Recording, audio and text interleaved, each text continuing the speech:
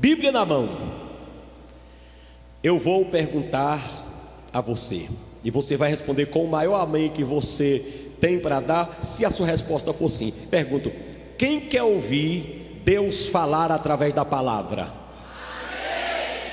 Então olhe para a pessoa que está perto de você e diga assim: se você quiser ouvir a voz de Deus, glorifica a Deus como um pentecostal faz mesmo, de fato e de verdade.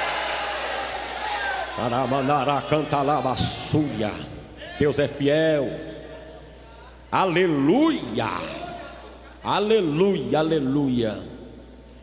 Glória a Deus. Marcos capítulo 14, do 32 em diante, diz assim: então foram para um lugar chamado Getsêmani, e ali chegados, disse Jesus aos seus discípulos: assentai-vos aqui, enquanto eu vou orar. E levando consigo a Pedro, Tiago e João, começou a sentir-se tomado de pavor e de angústia, e lhes disse aos três, Pedro, Tiago e João: a minha alma está profundamente triste, triste até a morte. Ficai aqui e vigiai. Adiantando-se um pouco, prostrou-se em terra e orava para que, se possível, lhe fosse poupada aquela hora. E dizia: Abba, Pai, tudo te é possível, passa de mim este cálice, contudo não seja o que eu quero, e sim o que tu queres. Voltando, achou-os dormindo e disse a Pedro: Simão, tu dormes? Não pudeste vigiar nem uma hora? Vigiai e orai para que não entreis em tentação. O espírito na verdade está pronto, mas a carne é fraca. Retirando-se de novo, orou, repetindo as mesmas palavras. Voltando, achou-os outra vez dormindo, porque os seus olhos estavam pesados e não sabiam o que lhes responder. E veio pela terceira vez e lhes disse: ainda dormis e repousais? Basta, chegou a hora. O Filho do Homem está sendo entregue nas mãos dos pecadores. Levantai-vos e vamos, eis que o traidor se aproxima. Que Deus aplique a sua palavra no teu coração. O Senhor Jesus sai da Santa Ceia, deixa Judas lá embaixo, o qual já tinha ido entregá-lo por suas moedas de prata. E agora ele se dirige ao Monte das Oliveiras, não sobe até o cume, como temos falado, mas fica no pé do monte. Ali pastor Roberto tinha um jardim, ainda hoje existe aquele jardim, o jardim do Getsêmani, por onde passavam todas as azeitonas que eram colhidas em cima do Monte das Oliveiras. E ali, quando Jesus pisa naquele monte, nós temos sabido que ele se entristece tanto, e segundo o texto, nós lemos que ele chega para os três escolhidos, os três prediletos, e que eram Pedro, Tiago e João, e diz para eles: Pedro, vamos comigo, Tiago, vamos comigo, João, vamos comigo, deixa os 8 aí, vamos comigo mais adiante. E aquela tristeza começa a tomar conta de Jesus. Marcos, onde eu fiz a leitura hoje, diz que Jesus começou a sentir-se tomado, ou seja, dominado por uma angústia e um pavor. Quer ver? Confira o verso 33. E levando consigo a Pedro, Tiago e a João, começou a sentir-se tomado de pavor e de angústia. Olhe para mim. Você sabe o que é ficar tomado de um pavor e de uma angústia? Pavor é medo e angústia é tristeza. Pavor é medo, repete a palavra medo. E angústia é uma tristeza, diga tristeza. Quando você soma medo e tristeza, aí já dá uma depressão leve, se o medo e a tristeza forem controlados. Se for uma tristeza aguda e um pavor enorme, aí já é uma depressão de terceiro nível. Mas a Bíblia diz que Jesus aqui estava tomado. Ele não estava apenas triste, ele estava tomado de uma tristeza. Perdão. Você sabe o que é ser tomado de uma tristeza? Significa estar dominado por aquela tristeza. Você sabe o que é que significa estar dominado de pavor? Aliás, tomado de pavor significa estar dominado pelo medo. Todo mundo tem algum medo de alguma coisa. O medo, cuidado, é compreensível e aceitável. Aquele medo que faz você ter cuidado com algumas coisas na vida. Mas aquele medo que lhe domina. Existem casos de pessoas que não conseguem sentar numa cadeira, nem contudo deitar em uma rede, porque o medo é tão grande, o pavor e o pânico é tão grande, que eles se sentem na obrigação de dormirem até no chão, porque eles têm medo da rede cair, dos punhos da rede se quebrarem, da cadeira não suportar o seu peso. Uma pessoa que está dominado pelo medo, ele chega numa cadeira dessa, onde tem 3 assentos, uma bancada dessa aí, e ele não senta porque ele olha pastor Flávio sentado de um lado, pastor Cabral sentado do outro. Como que esse ferro tão fino vai suportar nós 3? Isso significa estar dominado pelo pânico, dominado pelo medo. E era essa a situação de Jesus ali no Calvário, aliás, no Getsêmani, perdão. Era uma situação de domínio total. Aquele homem de uma autoestima lá em cima, aquele homem encorajador, meu querido pastor Roberto, aquele homem que motivava as pessoas, meu querido presbítero Marcos, agora está no auge da fragilidade de um simples ser humano.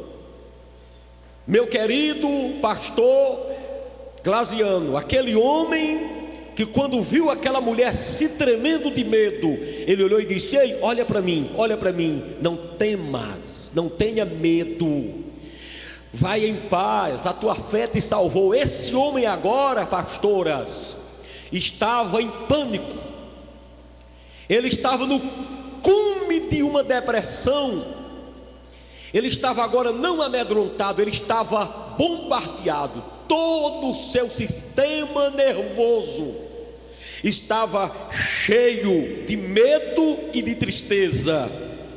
Se existir uma palavra mais profunda do que depressão para descrever o que Cristo estava sentindo ali no Getsêmani, eu vou pesquisar para ver se eu encontro outra palavra. Eu estou sendo cômico, talvez irônico, mas não existe uma palavra para descrever tal angústia, porque é muito mais do que uma depressão, é muito mais do que uma síndrome do pânico, é muito mais do que um descontrole emocional. O homem estava no auge tão terrível em suas emoções, que nós só podemos soltar as palavras que conhecemos: descontrole emocional. Não existia uma parte no corpo dele que não tremesse, não existia nada no corpo dele que não ficasse abalado. Ele ficou impaciente e inquieto, de um lado para outro, em cima daquele monte do Getsemane, na pior da fragilidade emocional do ser humano. Ali ele não sentia exatamente dores físicas, porque ninguém tinha dado nenhuma martelada nele, nenhuma chicotada, eram apenas dores na alma. Mas ontem eu falei, eu quero repetir aqui: nunca despreze uma doença emocional, ou alguém que está doente em sua alma, e nem tente curar a dor da alma, uma doença emocional, de qualquer maneira, porque você pode piorar essa doença. Palavras tais como: isso é besteira, piora o estado emocional de quem sofre.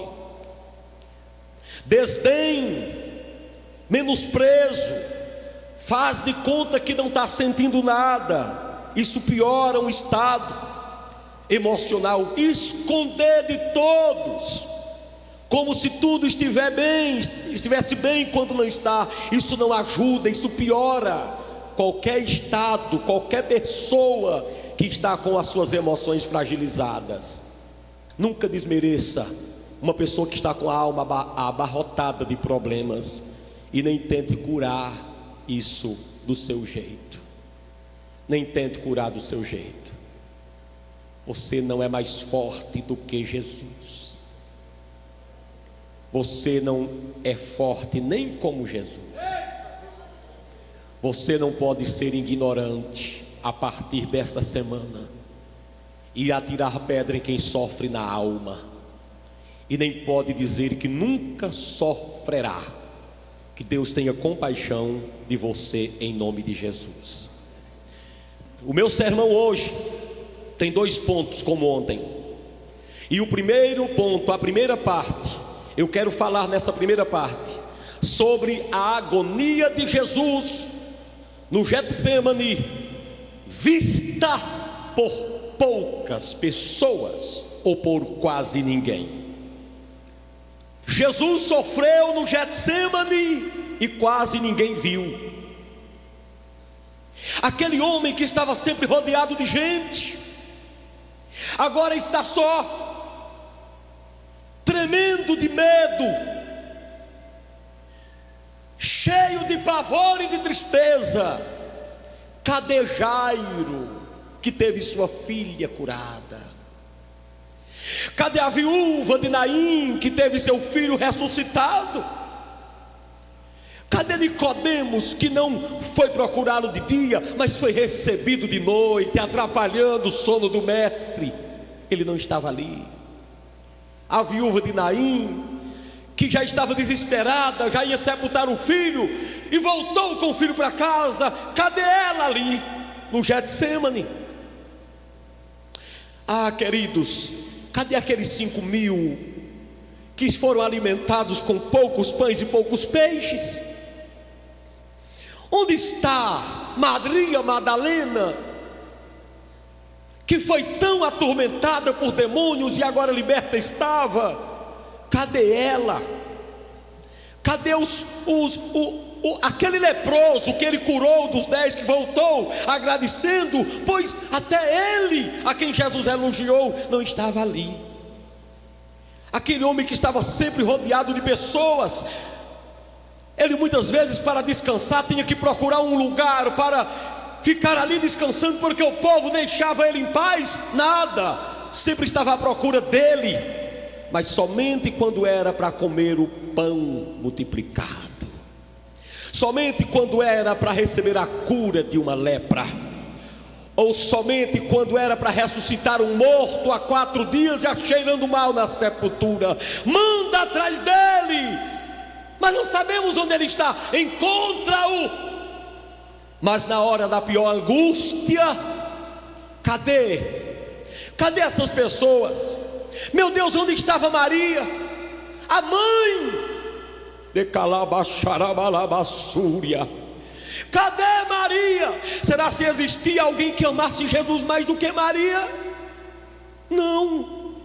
A pessoa que mais amava Jesus era sua mãe, aquela santa mulher, coberta de toda a santidade, que um ser humano possa adquirir. Não tem nenhuma das irmãs aqui que chegue no rastro da santidade de Maria, mas ela não estava lá. Ela não estava. Jesus estava sofrendo no Getsêmani, um pavor terrível, um pânico terrível, uma tristeza dominante. O texto diz que ele estava dominado por essas coisas, mas esse sofrimento foi visto por poucos, por quase ninguém. Judas já estava à procura das suas 30 moedas. 8 dos discípulos, Jesus resolveu deixá-los lá embaixo. Por quê? Por que Jesus deixou aqueles 8 discípulos lá embaixo? O mestre, que foi e é o maior conhecedor da mente humana, sabia que a dor que ele ia enfrentar ali em cima, canta lá baixar, outras pessoas não eram capazes de ver. Nem mesmo Maria poderia ver aquela dor, aquele sofrimento, aquele fenômeno de alguém sangrando quando chorava. O suor misturado com sangue, o sangue que veio do suor, o seu rosto banhado de lágrimas e sangue caindo ao chão em grandes coágulos. A mãe não suportaria, aquilo mataria Maria. Os discípulos, os 8 que ficaram lá embaixo, não poderiam ver aquela cena. Somente Pedro, Tiago e João puderam ver o início. Pastor Glaziano, Pedro, Tiago e João acompanharam Jesus somente até o ponto em que Jesus começou a se entristecer. Olha que quando Jesus procura, meus irmãos, acompanhem o raciocínio comigo. Quando Jesus confessa a sua dor emocional para Pedro, Tiago e João, olhe no texto, os 4 evangelistas dizem que Pedro, Tiago e João só puderam acompanhar o início do sofrimento emocional. Eles não puderam acompanhar o restante. Não puderam porque homem nenhum seria capaz de ver aquele fenômeno, de ver aquele homem tão durão e tão feliz, agora tão triste e tão abatido. O que eles iriam pensar? O que eles iriam dizer? Maria ia ter um ataque cardíaco. Eu, quando penso nesse momento de Jesus, começou a se entristecer e disse: Pedro, Tiago e João, fiquem aqui que eu vou mais adiante. E ali a sua situação piora, porque quando ele chega ali, ele começa a orar e dizer: Pai, eu estou tão triste, eu estou abatido, eu estou com medo. Aí o pai começa a mostrar para ele, começa a lhe devolver a onisciência. Ele começa a ver amanhã tudo o que iria passar. Ele viu os pregos nas mãos, ele viu os cravos nos pés, ele viu a coroa de espinho, ele viu as chamas do inferno e o fogo eterno acesos diante dele. E o anjo que desceu era trazendo a resposta: tu que pediste para Deus tirar de ti esse cálice, ele manda lhe dizer que não é para tirar, é para você morrer a morte que tem que morrer e ainda sofrer as dores do inferno que os homens têm que pagar. Então Jesus estava ali sozinho ouvindo essa notícia. Pedro, Tiago e João não viram esta parte, porque ali era a UTI e o asilo de Jesus. Quando eu penso nesse sofrimento de Jesus sozinho, quando eu comparo para quando ele estava na cruz, e no auge do seu sofrimento, as trevas vieram sobre a terra para que ninguém visse as últimas horas da morte de Cristo, os últimos momentos, eu me reporto a tantas vezes quando entrei em uma UTI. É um sofrimento terrível. Ninguém sai de uma UTI na hora de uma visita da mesma forma. Sai com o coração partido, sai com o coração deprimido. Naquela UTI tem muitos médicos, mas você percebe que eles estão ali batendo um ponto. Eles estão ali muitas vezes por obrigação, porque até eles mesmos enfrentam essas coisas todos os dias, de verem aquelas camas com aquelas pessoas ligadas nos aparelhos, um já morto, respirando à custa de aparelho, outros em estados terminais, nas piores doenças da vida. Como que aqueles médicos têm mente para ficarem ali dentro, aqueles enfermeiros, que todas as vezes que a gente entra, é aquele aparato medonho, coloca líquido nas mãos, veste você de uma roupa roupa diferenciada, e você chega e você passa ali 2, 3 minutos, você se agonia e volta. Você não quer ficar lá, você não é capaz de dormir numa UTI acompanhando alguém. Por isso que eles não deixam também, porque você não tem capacidade de ver. Assim o Getsemane, quando Jesus Cristo deixou os 3 ali, foi na frente sangrar, queria dizer: deixa eu entrar na minha UTI, deixa eu entrar no meu asilo. Ninguém pode ficar para ver essa cena. Jesus estava só, porque precisava ficar sozinho para sofrer somente ele. Tem gente aqui que sabe o que é isso. Na hora de maior luta, ninguém muitas vezes está contigo e você não sabia por quê. Você vai ficar sabendo por quê. É porque muitos de vocês sofrem, muitos de nós já sofremos casos que não podiam ser acompanhados por ninguém. Ninguém tinha estrutura para ver a dor que você passou. Talvez a dor da alma ainda hoje seja impossível de ser diagnosticada mais visivelmente através de um raio-x, porque a dor da alma pode ser mais prejudicial do que a dor física. Uma pessoa que tem um AVC, ele vai diante de um raio-x e o raio-x sai mostrando: tem sangue em tal parte do cérebro.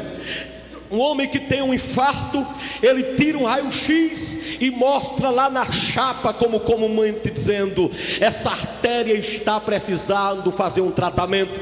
Quando o homem quebra um osso, que tira um raio-x, aquele raio-x mostra onde é que o osso está quebrado.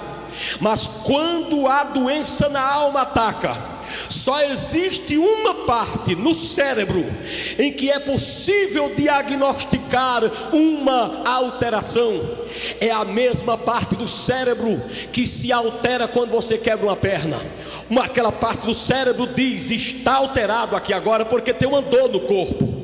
A mesma parte do cérebro de alguém quando quebra uma perna, quando quebra um braço, que é alterada, fica agitada naquela parte do cérebro. Essa mesma parte do cérebro se agita em grau mais elevado, dependendo do tamanho da tristeza. Não importa se alguém está com a perna quebrada ou não.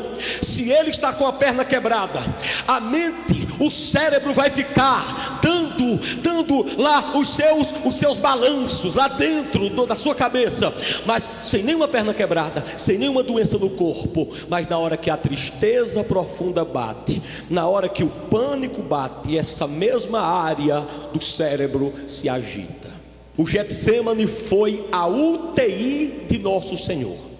Ninguém podia entrar lá, só Pedro que estava mais perto. Eu posso imaginar na UTI, eu entro sempre. Dificilmente eu cheguei numa UTI para ver um médico perto da cama. Eles ficam mais ou menos a 4, 5 metros de distância e ficam olhando de lá. Quando o aparelho lá dá algum sinal, o médico se aproxima, faz aquele procedimento e volta para aquela cabine anterior. Eu penso que aqueles médicos se parecem com Pedro, Tiago e João, que ficaram um pouco de longe, porque não conseguiam chegar perto. Meus irmãos, parece que nós temos que às vezes passar por um Getsemane, e esse Getsemane nós temos que passar sozinhos, sem ninguém ao nosso lado. Eu fico a imaginar diante dessa luta. Eu posso imaginar numa UTI. Quem consegue dormir numa UTI? Aí é difícil. Hoje, com tudo monitorado, é impossível ver um médico dormindo numa UTI. Aí é onde eu vejo que a UTI de Jesus foi pior. Porque quando você entra numa UTI, os médicos e os enfermeiros têm que estarem todos acordados para pelo menos prestarem atenção de longe nos seus pacientes. Mas essa UTI de Jesus foi diferente, porque quando ele levou os 3 amigos principais, e quando ele chega e diz: fiquem aqui e vigiem comigo, ele tinha a intenção, o homem de Jesus ir orar mais adiante, e Pedro ficar apoiando em oração. Pedro ficar apoiando: João, Tiago, meu Deus, abençoa teu filho, abençoa o Senhor Jesus, dá força para ele. Mas quando Jesus olha para Pedro, Tiago e João, os seus assistentes, os seus enfermeiros, os seus médicos de plantão, eles tremem três estavam dormindo, e eu me pergunto: como que alguém pode dormir, pode repousar diante de tal cena? Você já se sentiu também assim? Sofrendo numa casa onde apenas uma parede divide você de outra pessoa, mas o seu sofrimento é como se estivesse se passando fora do conhecimento daquela pessoa. Você já se sentiu assim? Tão abatido, tão abalado, tão sofrendo. Tem um vizinho que disse que gosta muito de você. Tem um irmão na igreja que diz que lhe ama, e ele sabia porque foi comunicado da sua dor. Mas quando ele lhe encontrou, sabendo da sua dor, ele ainda teve a coragem de dizer: bom dia, meu irmão, tudo bem com você? Tem gente que chega até em velório e pergunta se está tudo bem com as pessoas. Como que alguém pode perguntar se está tudo bem no velório? Como que alguém tem condição de perguntar se está tudo bem para uma pessoa que está em pânico? O ser humano é assim, ele dorme enquanto os outros sofrem, ele dorme diante do sofrimento de alguém, ele dorme diante do abatimento de alguém. E nós podemos dizer para a igreja do Senhor aqui presente, que esse sofrimento de Jesus, essa agonia que ele passou, esse pânico de Jesus, pode ser descrita de algumas maneiras. Por exemplo, era um pânico, era uma agonia no aspecto temporal. Repete, temporal. Essa agonia, pastores, dizia para ele a questão do tempo: está chegando a hora. Satanás estava ali no ouvido: é amanhã. Já estão fazendo a cruz, já está pronta. Os cravos já estão afinhados. A cruz que era de Barrabás vai ser tua. Ela é até maior do que para ti. Foi feita para Barrabás. Foi colocado os furos de um lado e do outro. Tua mão não vai conseguir alcançar.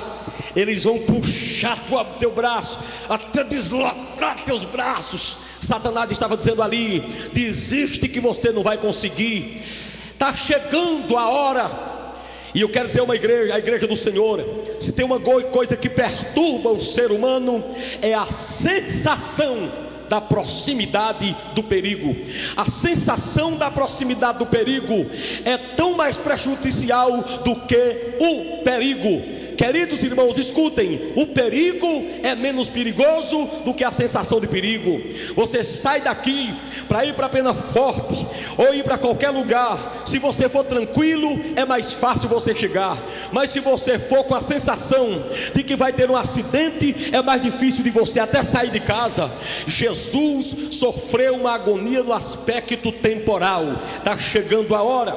Mas a sua agonia também foi sofrida no campo físico, porque ali no Getsemane ele já começou a sentir as dores do outro dia. Queira você saber ou não, eu creio que você saiba você ou não, fique sabendo, Jesus Cristo, as suas dores ali também foram físicas, totalmente físicas. O cérebro humano, repita, cérebro humano tem capacidade de produzir uma dor por antecipação. Repita comigo: o cérebro humano. Bota a mão na cabeça, diga: meu cérebro. Mais forte, mais forte. Tem capacidade de produzir uma dor por antecipação. O que é que eu quero dizer à igreja do Deus vivo? Pode deixar a mão. É que o pensamento de que amanhã alguém pode sentir uma dor, pode passar por uma aflição, já pode trazer, antecipar a dor. Vocês que já oraram por pessoas que muitas vezes sentem dores de cabeça, já tiveram a oportunidade de orar por alguém, e a experiência de alguém dizer: fui curado da dor de cabeça, e a dor passar para você? Quem já teve essa oportunidade? Ora por alguém com dor de cabeça e a dor de cabeça passa para você. Reflexo da dor. você não tem nada, mas foi um reflexo da dor. Isso pode ser explicado espiritualmente, mas também psicologicamente. É a mesma coisa de alguém dizer para você: hoje, amanhã você vai quebrar a perna, e hoje mesmo você já está sentindo a dor em cima da perna. Alguém chega para você e diz assim: fulano morreu de falta de ar, falta de oxigênio, morreu sufocado, morreu com pneumonia, sem conseguir respirar. Você sabe que tem gente que é capaz de reproduzir aquele problema respiratório para ele mesmo, sem ter problema nenhum de pneumatologia. Então é isso que acontece. O cérebro produz dores físicas por antecipação. Então a dor de Jesus no Getsemane era também física por antecipação, mas a dor de Jesus também no Getsemane era uma dor moral, porque ele sabia que iam cuspir nele, cuspir na cara de um homem, cuspir na cara de um judeu. Que vergonha! Ele sabia que iam tirar a roupa dele, um judeu sem roupa, a pior vergonha. Ele sabia que iam arrancar a barba dele. Está escrito lá no livro de Isaías que pegaram a barba de Jesus e arrancaram cabelo por cabelo. Ele sabia que aquilo ia doer, mas também um judeu sem barba na época era uma vergonha, principalmente um sumo sacerdote. Jesus era por excelência. Quem glorifica a Deus, quem glorifica a Deus. A Bíblia fala da barba de Arão, o óleo que descia na barba de Arão. Então Jesus estava vendo eles arrancando a barba dele. Aquilo era moralmente um sofrimento interno para Jesus, e qualquer homem de moral sofre muito quando alguém a atinge. Mas o sofrimento de Jesus também pode ser descrito no sentido espiritual. Repete: espiritual. Por que, meus irmãos? Vamos dizer para vocês por que no sentido espiritual Jesus Cristo ali estava sofrendo. Sabe por quê? Estava na mente de Jesus: amanhã eu vou ser feito maldição, amanhã eu vou ser feito pecado, amanhã meu pai vai me desamparar, não vai mandar nem anjo para me acolher. Olha bem, meus irmãos, e aquilo começou a mexer com Jesus, a sensação de amanhã se tornar maldição, de amanhã se tornar pecado. Meu irmão, que tamanha angústia e sofrimento era aquele que precisou ser ocultado das vistas das pessoas. Parece, me dá a impressão que no Getsemane Jesus sofreu duas vezes. Sofreu na sua mente, e o seu corpo também foi banido por causa da antecipação da dor. Me parece tudo isso porque no outro dia, quando ele está na cruz, as chicotadas foram expostas, aqueles 500 e tantos buracos nas costas de Jesus, produzidos por aquelas 39 chibatadas. Queridos, aquilo foi visto pelas pessoas. Quando arrancaram a barba dele, todo mundo viu. Quando pregaram ele na cruz, todo mundo viu. Quando espetaram o peito dele, todo mundo viu. Que grande sofrimento foi no Getsemane, a agonia de Jesus, que não pôde ser vista. A crucificação foi para todo mundo ver,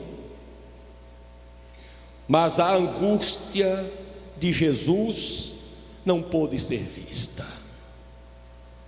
Eu faço uma pergunta para você: você já se sentiu sozinho na hora da dor?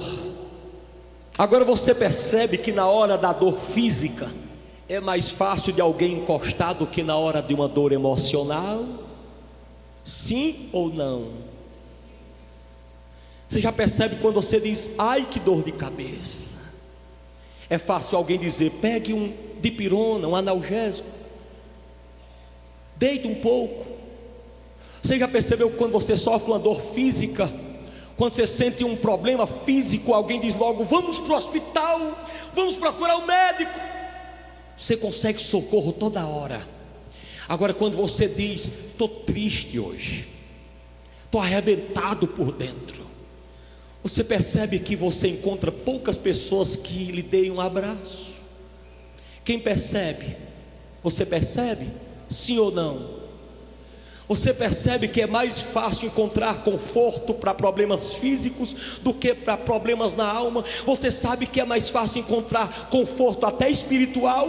Quando você diz assim: eu cometi um pecado, você vê que é fácil você encontrar um crente que diga assim: vem orar comigo, vem aqui que eu quero profetizar a bênção sobre a tua vida. Você pecou, mas Jesus perdoa. Mas quando você diz assim: estou angustiado, você percebe que você encontra mais quem diga: é bobagem, é coisa de sua cabeça, é demônio. Expulse esse Satanás. Você percebe? Sim ou não?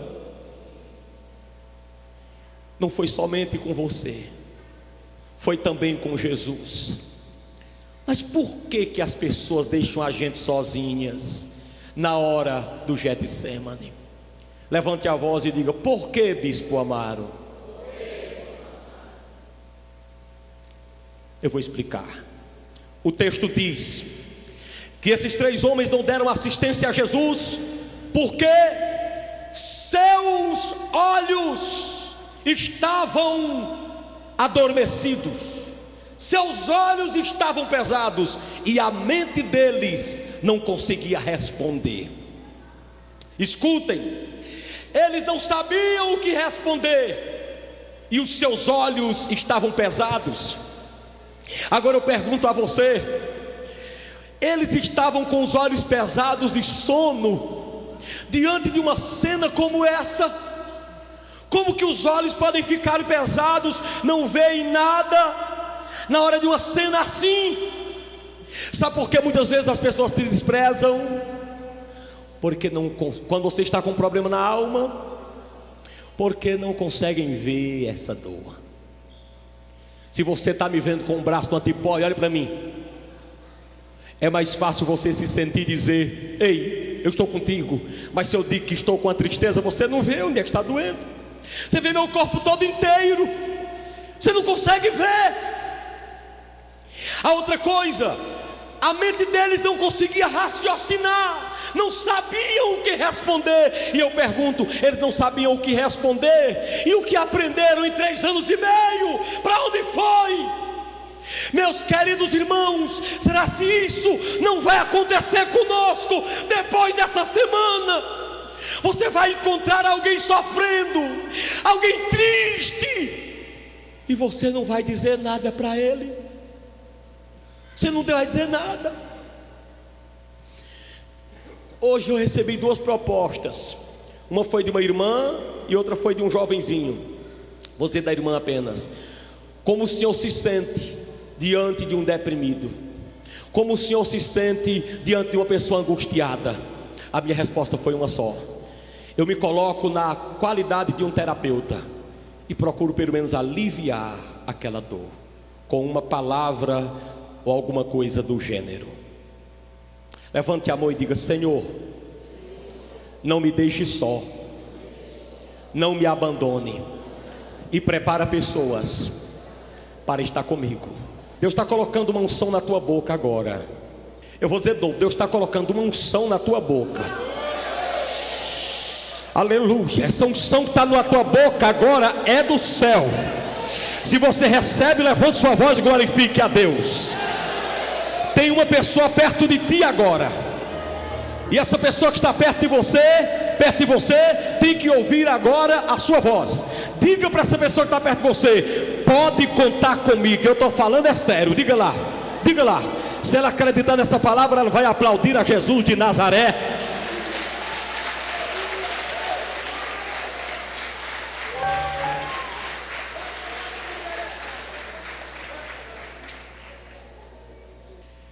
Eu quero partir agora e me preparar para a mensagem, para o fim da mensagem. A primeira coisa que eu disse é que Jesus sofreu uma agonia no Getsemane que foi vista por poucos ou por quase ninguém. Mas quero terminar essa mensagem daqui a pouco com a seguinte coisa: a agonia de Jesus no Getsemane e o cálice que ele deveria beber. Repita comigo: a agonia. Diz mais forte, vai. No Getsemane e o cálice que Jesus deveria beber. Queridos, vocês sabem que Jesus orou 3 vezes no Getsemane. Repita: eu sei. 3 vezes ele ora. E nas 3 vezes, irmão obreiro Valterre e pastor Wilker, nas 3 vezes ele menciona esse cálice. Recalabachai, necandalabas.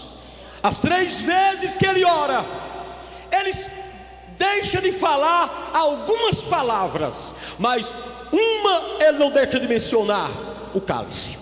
Pai, se for possível, passa de mim esse cálice. Aí foi lá, o anjo chegou e disse: não. Ele volta: pai, se não é possível passar de mim este cálice, seja feita a tua vontade. Aí volta e ora. Aí volta e diz: Senhor, Senhor, se não é possível passar de mim esse cálice sem que eu beba, estou disposto. Jesus sempre mencionou o cálice. Ele estava com medo do cálice. Ele estava em pânico, com medo de enfrentar o cálice. E este cálice era uma palavra conhecida na época. Os imperadores sabiam muito bem. Diz que os filósofos Sócrates e Platão foram contra este cálice.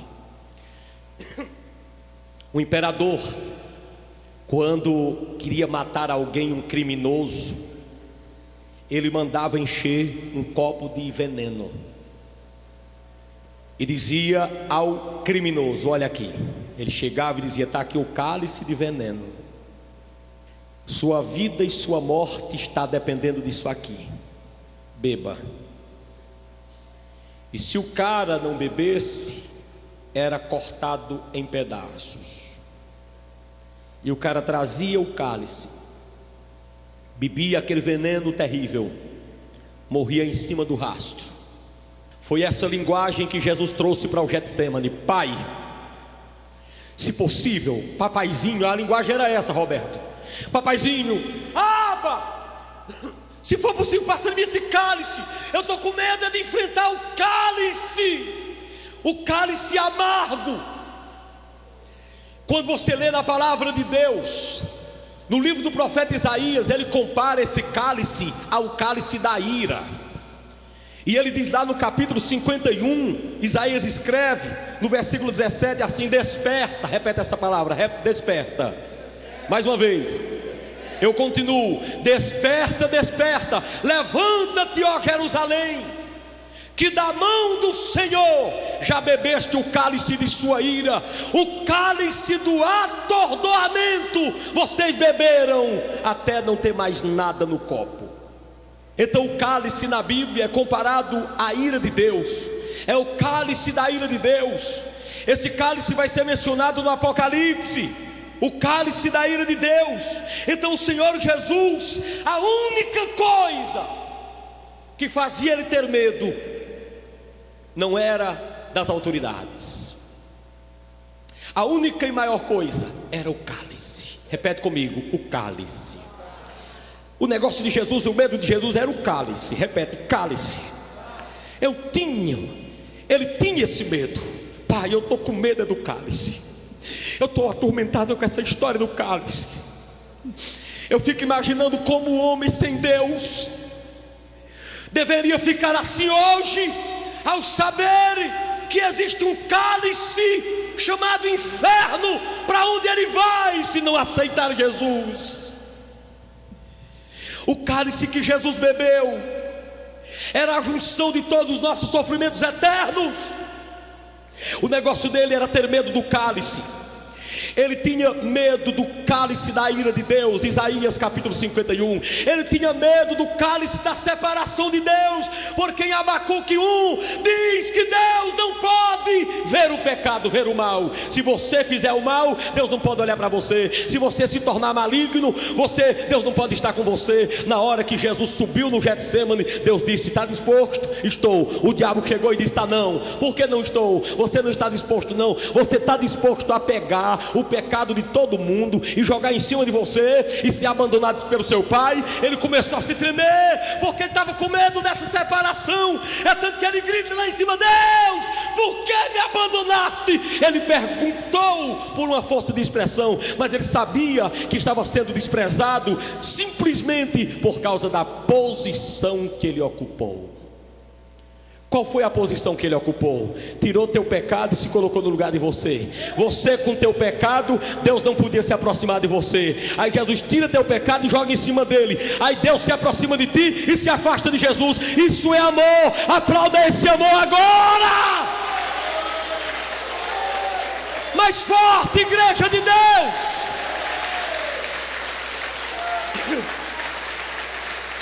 Maná! Ai, a Xúria canta lá, bassuriada. Quem crê que Deus vai fazer maravilhas hoje?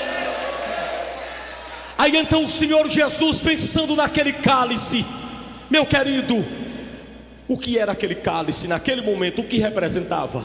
Jesus foi levado na sua onisciência à frente da fornalha do inferno. E Deus permitiu que Jesus fosse levado ao deserto para ser tentado pelo diabo. Levou Jesus também ao Getsêmani para ser tentado por ele uma segunda vez. E quando Jesus foi levado pelo Espírito Santo ao deserto para ser tentado pelo diabo, o diabo mostrou diante de Jesus um bocado de coisa boa. Olha, eu te dou tudo isso para você. Mas a tentação do Getsêmani foi diferente. O diabo levou Jesus até a porta do inferno e pôde mostrar a fornalha acesa, o lago de fogo, os sofrimentos das almas que estavam ali, e os homens descendo toda hora que morriam dentro do inferno. E Jesus na beirada do inferno, o diabo diz: olha, o que tu vais fazer amanhã, vai assumir o pecado de todo mundo aí, e amanhã você não vai ser morto apenas fisicamente, você vai ser jogado aí, você vai ser queimado aí, você vai ser sapecado com esse fogo. Jesus foi levado até a beirada da fornalha para ver o que ia passar no outro dia. E eu fico pensando, pastor Flavinho, no que aconteceu com Jesus e com Moisés. Foi tão diferente, mas os dois sofreram. Moisés parecia um pouco com Cristo, mas veja como é bom, como é interessante. Deus tira Moisés do Egito para levar para a terra prometida. No caminho acontece um problema. Deus diz: vem aqui, Moisés, sobe aqui no Monte Pisga. Aí Moisés vai e sobe no Monte Pisga e olha. Aí Deus diz: o que é que você está vendo, Moisés? Ele disse: eu estou vendo Canaã. Estou vendo Canaã, está vendo o fruto lá? Estou vendo, dá para ver aqui, dá para ver aqui a uva, dá para ver aqui a romã, a oliveira, dá para ver, está vendo, Moisés? Estou vendo, está vendo Canaã, mas você não pode entrar. Lá na frente Jesus é levado do Getsêmani. O diabo leva Jesus até a fornalha e diz: agora o que é que você está vendo? Está vendo Canaã? Não, estou vendo o inferno. Está vendo o que? Está vendo dor. Está vendo o que? Estou vendo chicotada. Está vendo o que? Estou vendo maldição. E agora? Lembra de Moisés que viu Canaã e não pôde entrar? Pois agora com você é diferente. Você está vendo o inferno e você vai ter que entrar lá. Diga para a pessoa que está perto de você: isso é que é amor. Bate mais forte. Laba canta laba xemendeflaz. Eu estou me preparando para terminar a mensagem, mas gostaria de dizer que quando Jesus chega nesta agonia terrível, nesse cálice que agoniava a sua mente, que ele disse assim: a minha alma está repleta de tristeza, a minha alma está cheia de tristeza. Repete essa frase de Jesus, diga comigo: disse Jesus. Diz mais forte, vai. Você pode fazer melhor, vai. A minha alma está cheia de tristeza. Ei, irmão, uma coisa é estar triste e outra coisa é estar com a alma cheia de tristeza. Tu sabes o que é alma cheia de tristeza? É sem espaço para a alegria. É sem espaço nenhum para o mínimo de alegria. Você diagnostica uma pessoa com depressão, pastores, quando você pergunta para ela se ela ainda tem alguma alegria na vida. Quando ela diz: não, eu não me alegro mais com nada, eu não tenho alegria com os meus filhos, não tenho mais alegria no meu ministério. Porque se tem uma coisa que mais alegra o coração de um pregador, é o microfone na mão e uma Bíblia diante dele. Quando ele perde essa alegria, mulher de pastor, cuide dele. Ovelha, cuide desse pastor, cuide dessa pastora. Quando o homem está com a alma cheia de tristeza, é sem espaço para alegria. Se você está aqui nesta noite sem espaço para alegria, eu te digo nesta noite: o psicólogo dos psicólogos está aqui para te dar a tua vitória. Se você crê, glorifique a Deus. Chamanaria canturimanava flala canta la barrais.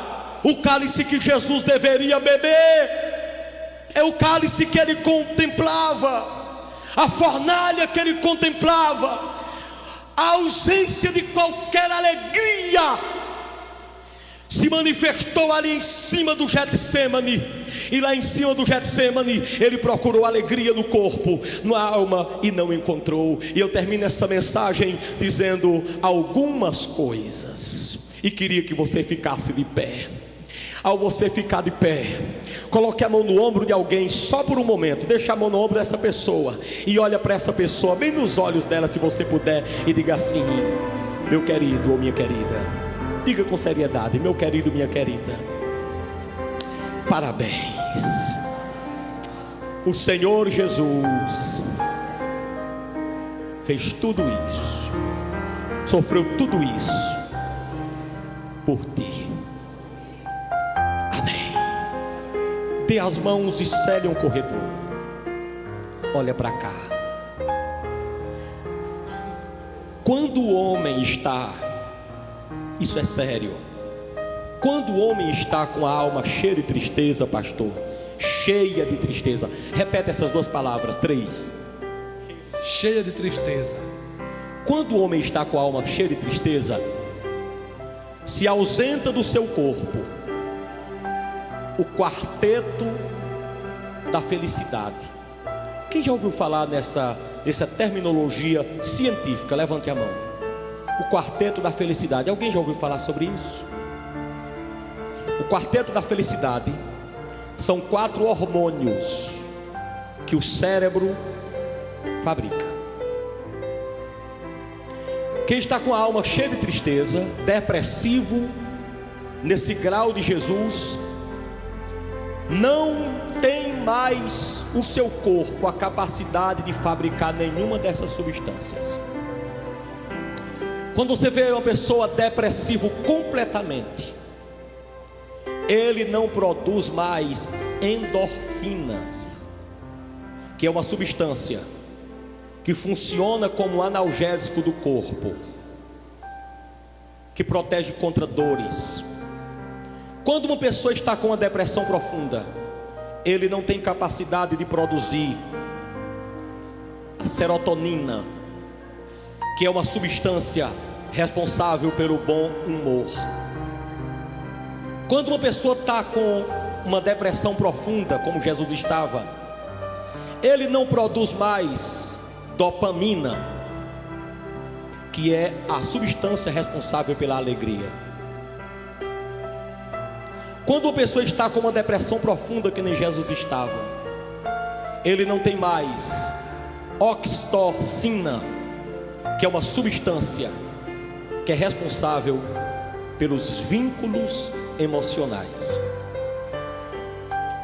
Para que uma pessoa tenha endorfina, ele precisa de uma boa alimentação e exercício físico. Que alimentação Jesus tinha ali? Olhe para alguém que está perto de você e diga: nenhuma alimentação havia. Para que uma pessoa ele produza serotonina, ele precisa ser estimulado por alguém. Quem estimulava Jesus ali? A nada, a não ser aquele anjo que chegou logo dizendo que não era possível passar o cálice. Ninguém estava ali para estimulá-lo. A dopamina é a responsável por a alegria, mas essa alegria só é produzida depois de uma grande conquista. Que conquista Jesus tinha feito ali?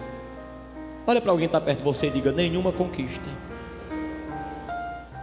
A oxitocina, essa substância só é produzida a partir de um abraço companheiro. Mas nem Pedro queria lhe abraçar. Tudo isso foi por você. Tudo isso foi pela tua vida. Você sabia que hoje você pode ser usado por Deus para produzir oxitocina em uma pessoa? Você sabe por que um pastor tem que aprender a abraçar as pessoas, botar a mão no ombro e trazer uma palavra? Essa última substância é a mestra. É com um abraço que ela se produz, e com uma palavra de ânimo. Que palavra Jesus tinha ali? Que abraço de Jesus tinha? Ah, querido, deixa eu te dizer uma coisa. Tudo isso foi para te salvar de graça, gratuitamente. Diga: de graça. Olhe para a pessoa que está perto de você e diga: gratuitamente. É de graça para ti, mas foi alto o preço para ele. Olha para cá.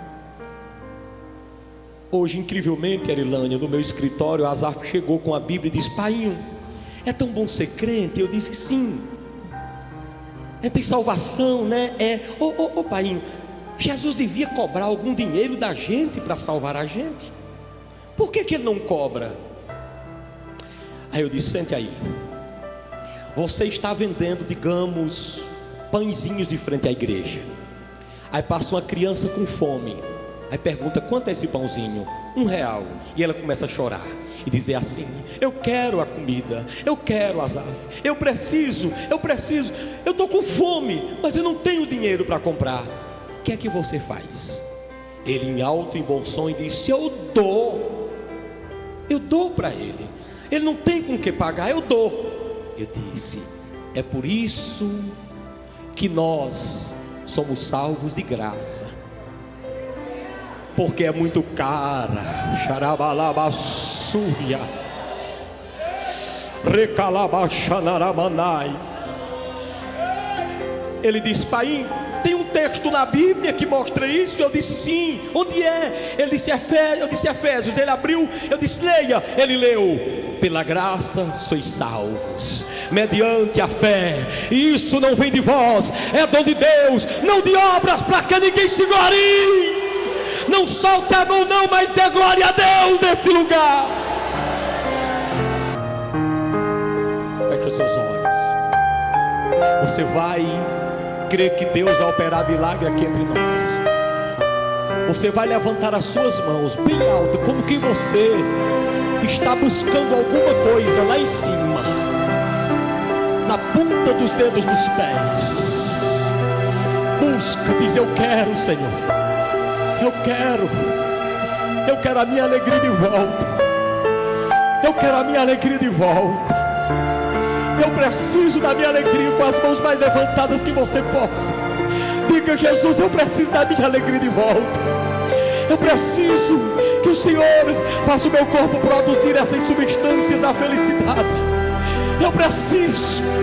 Levanta tuas mãos e diz a Deus que precisa ser curado desse luto, precisa ser curado dessa angústia, precisa ser curado dessa tristeza. Vai, levanta suas mãos.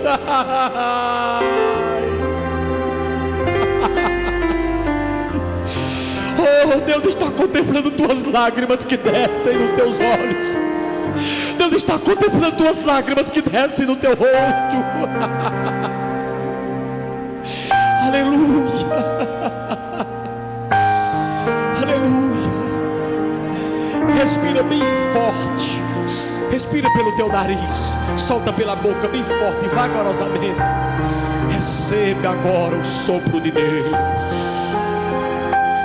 Solte agora o hálito da cura.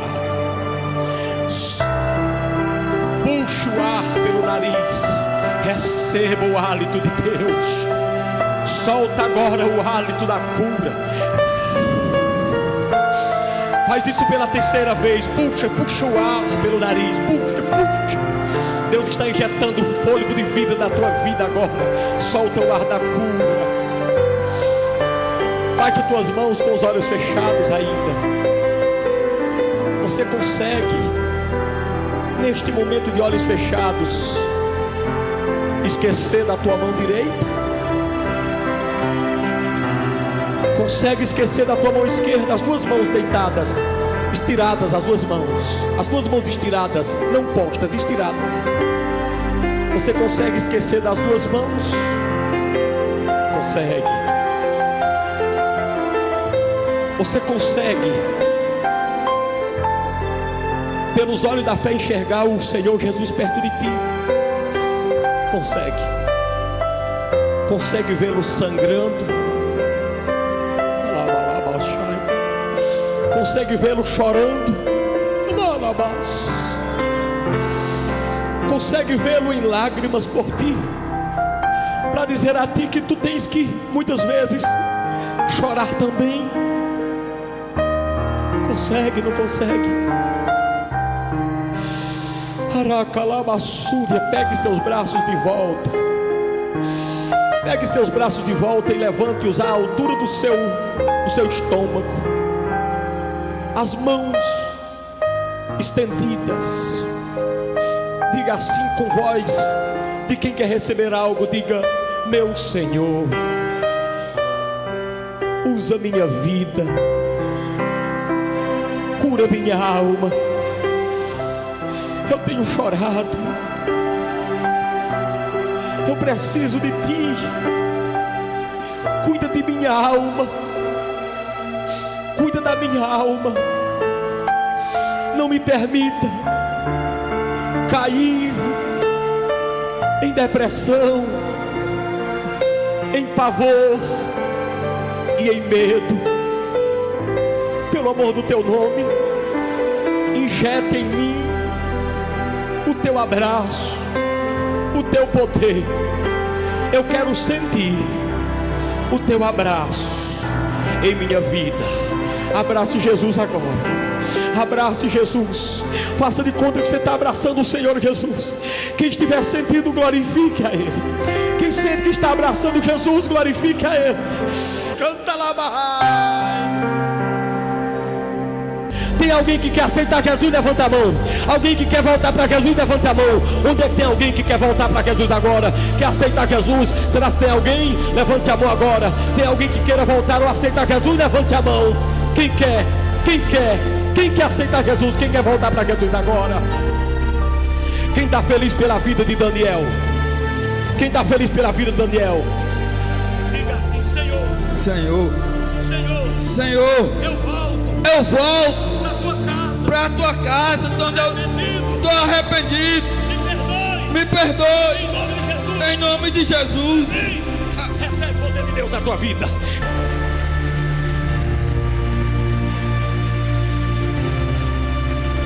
Pastor Roberto, dá a bênção apostólica ao povo aqui.